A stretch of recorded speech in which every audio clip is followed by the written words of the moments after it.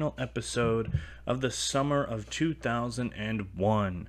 We're still on the road to Fall Brawl in September, where we will see a bunch of matches, a bunch of new stars. It's going to be an incredible event, but we have 3 weeks of Nitro to get there, including this one.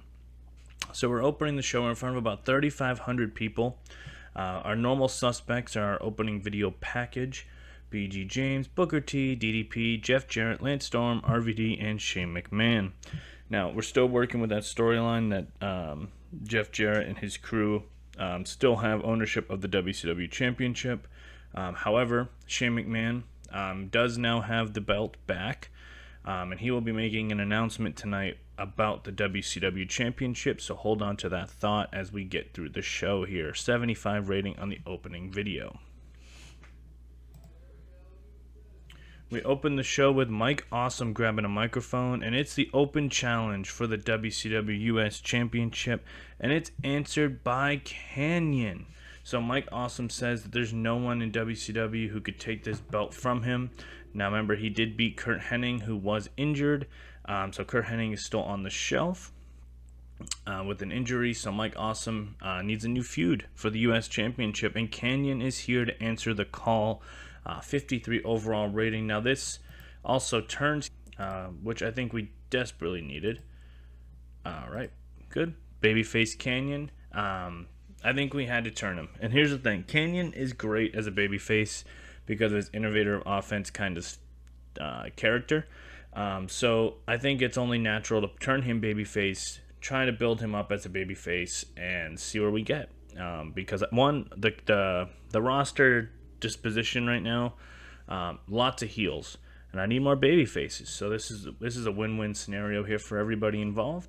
53 on Mike Awesome's opening promo, 51 on Kanyon turning babyface, and let's get to the matchup, shall we? A 74. Holy crap. Okay, and about the good wrestling, a decent reaction from the crowd. Kanyon actually defeats Mike Awesome in 9:37, but Mike Awesome intentionally got himself counted out, so he does retain the WCW United States Championship due to that. Wrestling rating of 68, crowd of 53, overall match of 74, which is beyond shocking. I am more than happy with this. Kanyon is 69, Awesome is 67, and the US title storyline has advanced. So we're 100% going with this feud going forward. If this is the type of ratings we're going to get. Wow, okay. I like this though. Mike Awesome kind of being that chicken shit kind of heel where he bails. Wasn't expecting Kanyon. Kanyon still looks good by winning, but it's by countout, so the belt still stays with Mike. So very happy with this opening match. Finally get something going in the U.S. title division. Backstage, we have a promo. It's BG James, Jeff Jarrett, and Lance Storm talking about how they're pissed that Shane McMahon ordered by lawyers to take the WCW Championship back from them, but he did not give it to Booker T. So Jeff Jarrett says, tonight, regardless of that announcement that Shane makes, we will claim the WCW Championship from Booker T. And it doesn't matter if it's tonight or at Fall Brawl. We will have that WCW Championship in our grasp and lead WCW to better places because we are the dynasty here in WCW. 67 rating on that promo from Jeff, Storm, and BG James. Both storylines have advanced. Jeff Jarrett did well. 67 on the promo. We get a singles bout here. We're in a decent match. Johnny the Bull defeats Billy Kidman in 6:54 by pinfall with a diving spinning leg drop. This is due to an attack by Christopher Daniels, leading to Kidman getting the loss. 55 rating on the wrestling, 41 on the crowd, 58 overall on the match. So Johnny the Bull getting a nice win here on Kidman. Kidman got a 67, Johnny the Bull a 43. Daniels and Kidman still has advanced by Daniels causing this distraction. Johnny Bull was off his game, which is fine. They have great chemistry, and the commentary lifted the match. So we're gonna, the Daniels Kidman storyline may run its course, and that's my fault. I started it too early, but it will end at Fall Brawl. I guarantee it. Post-match, Daniels sneaks into the ring with some clippers and cuts some of Billy Kidman's hair after losing his match. And Daniels is throwing some of the hair into the air. Clearly kind of setting up a hair versus hair match at some point in the near future. 49 on the segment. Storyline has advanced but did lose some heat. Backstage promo, we have Shane Helms talking about AJ Styles, and Scott Hudson's asking Shane, we haven't seen you in 2-3 months now. Why, of all things, would you attack AJ Styles? And Shane Helms says, look, I was supposed to be the leader of this cruiserweight division. I was put in a position to run this division when we flipped the calendar into 2001, and then when we shut down. And what happens? Chavo Guerrero gets 3 guys to beat me. AJ Styles leapfrogs me due to an injury. And I came back, and I want to make sure that I'm the new cruiserweight champion. So what do? I go right after the source. AJ Styles, I'm coming for that cruiserweight championship. And I'm sorry that it took the attack to do it, but I had to make my impact to get noticed, and to put you in the understanding that I will be taking that belt, and Sugar Shane Helms will be running this cruiserweight division. 66 promo out of Shane. Storyline has advanced and gained heat, so Shane Helms is definitely great on the microphone now in comparison to other cruiserweights, so this is going to be a nice little feud going into Fall Brawl. And we get a singles bout here, and about that decent reaction and about little heat. Shane Helms defeats Michael Shane in 5:54 by pinfall with a vertebreaker. Wrestling of 51, crowd of 25, segment of 55. This was strictly just to get Shane Helms a win back on Nitro. Michael Shane, 36. You may remember him from TNA. He was a great X Division champion. Shane Helms at 65. Commentary lifted the match, and Shane Helms has his gimmick is getting better, which is awesome. And Michael Shane, again, I will be making announcements shortly about what I want to do for developmental, but I refuse to do it until January 2002. But there's at least 10 guys that I have my eye on that are going to be the first 10 to that class of my developmental. So that's later down the road, though. Don't hear or say there, but Shane Helms gets a nice win here. Post-match, AJ Styles comes out to the stage and says, Shane, I used to respect you. I used to look up to you before I got to WCW. And what you did last week proves that you're a scumbag that I always thought you were. So if you want this Cruiserweight Championship so bad and you feel that you should be running this division, let's find out next week. AJ Styles versus Shane Helms in a singles match. And we're going to book that right now. So next week, it's AJ Styles versus Shane Helms. We're going to do it non-title match, but we're going to book that for next week. Yes. Cool. There we go. 57 rating on that, and the storyline has advanced with this segment. So we get an in-ring segment. Shane McMahon walks down to the ring with the WCW Championship in hand. He says, so, a couple of announcements, he says, but the first one I want to get to is the most important, and that's the WCW Championship, and it pertains to Fall Brawl. Booker T, Jeff Jarrett. This is what's going to happen. We are bringing back War Games. So Booker T, you will have a team of 4. Jeff Jarrett, you will have a team of 4. And the winner team of that match, whether it be Booker T or Jeff Jarrett's team, Booker T, you will retain your WCW championship if your team wins. Jeff Jarrett, you will become the WCW champion if your team wins. Thank you, and that's the main event of Fall Brawl. 84 segment on that, so big announcement. Fall Brawl is about to have a very, very crazy main event with War Games. Team Booker T versus Team Jeff Jarrett with the WCW championship on the line. 84 segment on that. Storylines all advanced, and Shane McMahon benefits from having the public support. So what a crazy announcement by Shane McMahon here, because now, I mean, Fall Brawl has just gotten massively different now that we have the War Games match and the WCW titles on the line. Wow, okay. So who's going to be on? I mean, I think we can kind of see who Jeff Jarrett's got going on, but who's Booker going to have? Backstage, we have Sean Stasiak, Stacy Keibler, Mark Jindrak, and Jindrak says, tonight, you know, I admit I definitely stepped out of line last week, but tonight I want to prove myself in a singles match, so Sean and Stacy, please stay back here. Let me prove that I'm, you know, still guy that I feel that I am, and let me get this singles match, let me get this win, and then we can move forward in this tag team and really start pushing towards that tag team championship. Stasiak and Stacy love it. 51 on the segment. The storyline advanced and gained heat.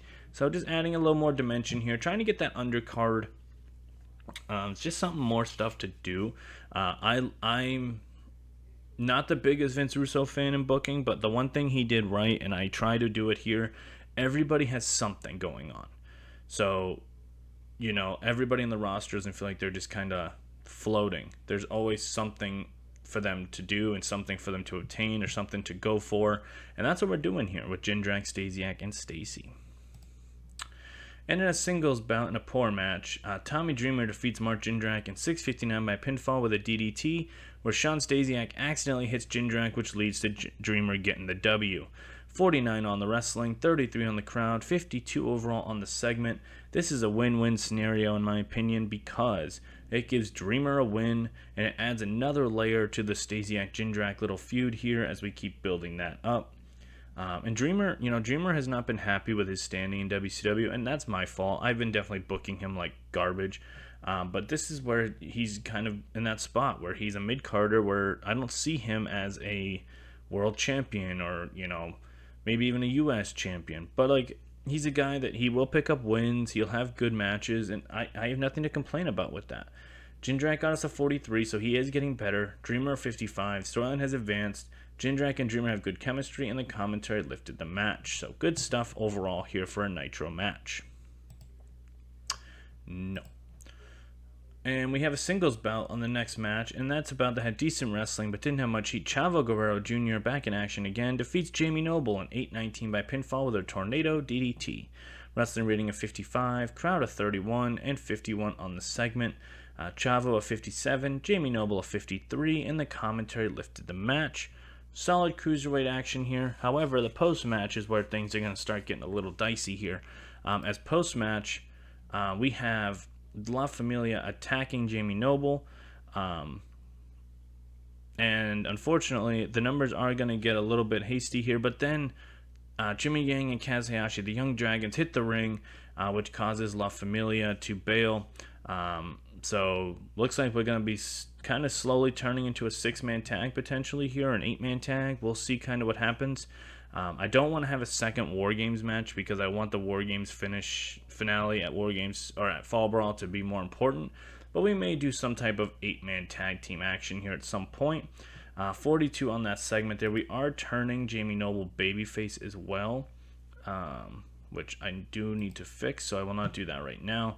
But Jamie Noble will be turning babyface as well. Again, another babyface turn, I know, but I need more babyface, especially in the Cruiserweight division. So this is a nice way to get there overall. So I'm very okay with all of this. 42 on the segment, again, not the best, but we're moving forward in all of our storylines.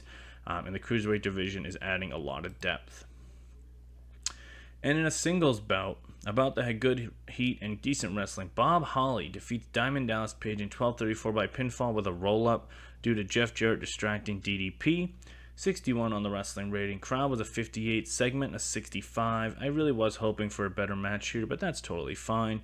Bob Holly gets a huge win over a former WCW champion. Page a 55, Bob Holly a 67. Storyline has advanced, and DDP was off his game. Now, remember, Bob Holly said to Jeff Jarrett and his group that he took out RVD. So is Bob Holly going to eventually be the fourth man on that team? We don't know. But right now, it's looking like it's 3-3 on both sides. Booker, Stevie Ray, and Page, and then Jarrett, Storm, and BG. So there's a lot. There's one more guy on each side that needs to be accounted for here. Overall segment, though, 65 in this bout. Not the best, but not the worst. Backstage promo, Roddy Piper, Sean O'Hare, and Chuck Palumbo. These guys are the most arrogant pieces of garbage on my roster, and I love it. Roddy Piper says, due to my agreement with Shane McMahon, my guys, Sean and Chuck, will not be showing up to Nitro unless there's a reason and a great payday to come with it as the WCW Tag Team Champions. However, Shane McMahon and I did agree that next week we will be on Nitro to find out who our opponents will be at Fall Brawl if we decide to show up. Shane McMahon might have a surprise. But challenge comes to Palumbo and O'Hare. The WCW Tag Team Champions will stay on these two men because of the great leadership of the Hot Rod, Roddy Piper. 72 on that promo there. Storyline has advanced and gained heat, and Roddy Piper obviously was great off script. Look, the tag team division, guys, we're trying to get there. And I finally figured out who these guys are going to face at Fall Brawl, and I think you guys will like the idea, mainly because it's better than what it was going to be. That's all I can say. It's better than it was going to be. So, good stuff here. We'll find out who they're facing possibly next week. 72 rating on that. We get a backstage promo from Harlem Heat. Booker T and Stevie Ray back together for the first time in years. And Booker T tells Stevie, look, man, you good to go for tonight? This is the first time we've been together in years. I don't know where you've been at, but you're my brother, man. And I trust you. And tonight, Harlem Heat rises once again to take out BG and Lance Storm. And I think it goes without saying, Book, I'm the third guy on your team. It's going to be me, you, and Paige at Fall Brawl, but we got to find one more. And Booker says, I know. But tonight, let's focus on beating these two suckers and show them what Harlem Heat is all about. 75 rating on that promo there, and Booker benefited from having a hot new catchphrase. And let's get to the main event. And about the head, great heat and good wrestling. Booker T and Stevie Ray, the Harlem Heat, defeat Lance Storm and BG James in 13-13 when Booker T pins Lance Storm after a bookend. This was a storytelling match, and Stevie Ray did have a hard time keeping up, which I expected. Wrestling rating is 69, the crowd rating is 64, and 76 on the segment. Stevie Ray with a 48, Booker an 85, BG a 61, and Storm an 81. This WCW storyline has advanced. BG seemed off his game, that's fine. Booker showed excellent chemistry with Stevie Ray, naturally. Deserved better color commentary, and Booker benefits from having a hot new move. Amazing main event for Nitro. I'm actually really happy that Stevie Ray didn't stink up the joint. I know he wasn't up to par, but I don't expect him to be up to par with my main eventers. After the match, Jeff Jarrett slides into the ring and starts attacking Booker T and Stevie Ray to Diamond Dallas Page, makes the save. But then Bob Holly comes into the ring and hits DDP in the back with a chair, and then hits him with the Alabama Slam, which then leads to the 4 heel standing tall to end WCW Nitro. So it is official. Bob Holly is the 4th man of Team Jarrett. So to break this down for you, part 1 was Jeff Jarrett attacking Booker and Stevie Ray. Part 2 was Diamond Dallas Page making the save. And part 3 was Bob Holly making the attack and the heels standing tall. We had a 73 overall in that segment. All the storylines have advanced. Everybody did great when it came to this segment, except for Lance Storm, who still hates being off script, but that's fine. This was an amazing way to end Nitro. Really start pushing towards War Games now that we have that in our pocket. And who's going to be the 4th guy for Team Booker? They're still down a man. They got to figure that out, and they got 3 weeks to figure it out. But this was our last Nitro of the summer of 2001, so thank y'all for staying with me for the summer of 01. We are now officially into the fall of 01, where things are about to get crazy here in WCW. So stay tuned, y'all. Make sure we're liking the videos. Throw comments in there if you have some. I'll respond to everything. But until then, guys, our next Nitro will be in September on the road to Fall Brawl 2001. Let's see what we get for a show rating, and we can get you guys out of here. Let's see what we got here. 76 overall on the rating. We increased our popularity in only 2 regions for some reason, so we'll look into that, but that's okay. Guys, the next Nitro, lots of stuff to go through. Lots of stuff to really kind of decipher what's going to be on Fall Brawl. But guys, thank you so much for keeping the save going, and we'll see you for the next Nitro.